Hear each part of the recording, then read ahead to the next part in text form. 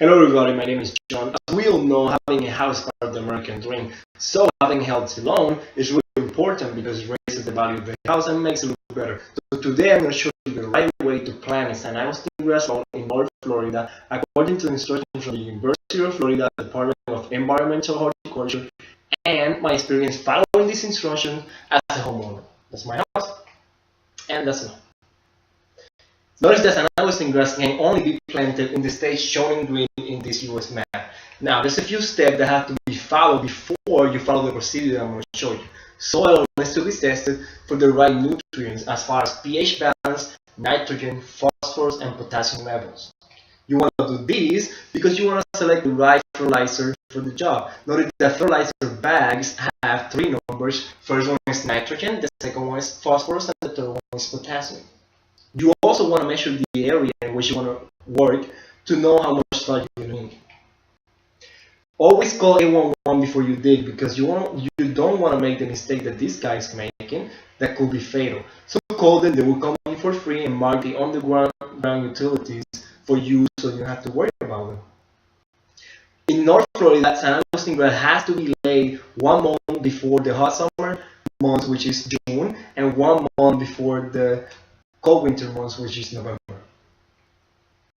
The materials you're going to need are a garden hose, water connection. You're also going to need any kind of starter fertilizer, sod, obviously, a rake, gloves, hearing protection, any kind of hearing protection. You're also going to need eye protection, a tiler, and a dust mask. First step is to remove everything that is not soil. You want to have bare soil so you can start working with the tiler. Make sure you put on your hearing protection before you start working with the tiler. Use the tiler to smooth the soil to the point that you can easily play with the soil using the rake. Second step is that you want to even out the soil to the point that you can lay a piece of sod and over 75% of that piece of sod is going to touch the soil. Third step is that you want to spread the fertilizer, but make sure you put on your protective gear, gloves, eye protection, and dust mask. You want to spread the fertilizer at a rate of 1 pound per 1,000 square foot. Also, make sure that you don't spread the fertilizer to areas that are not the soil because running water from the rain is going to take it to the drainage and contaminate areas like bodies of water that doesn't need to be contaminated.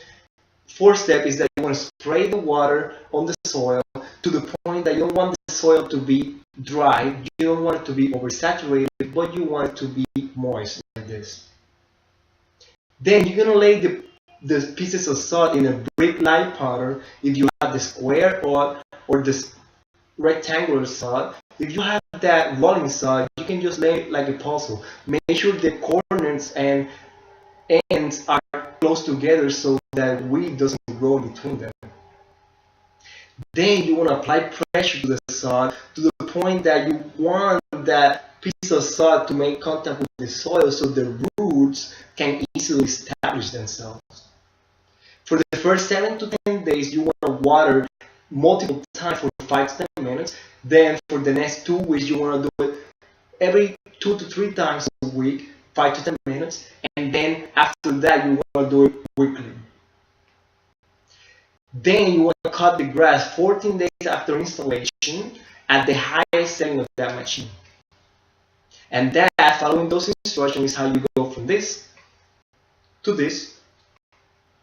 Thank you very much for your time and have a happy long day.